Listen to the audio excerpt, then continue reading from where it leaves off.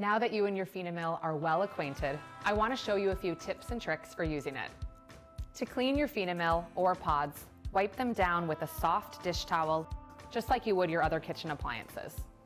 If you're swapping out spices in one of your pods, you can remove old flavors by grinding a 1/4 teaspoon of coarse salt to remove any spice residue.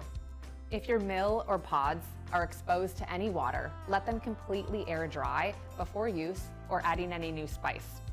Now let's run through a quick troubleshooting item.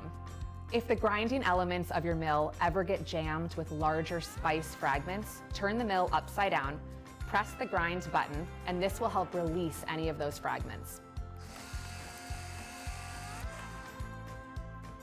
Doing this should release any spice jams and get you going back on track.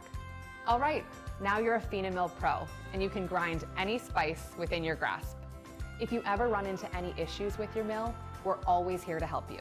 Contact our customer care team through our website support page, and we'll see you in the kitchen.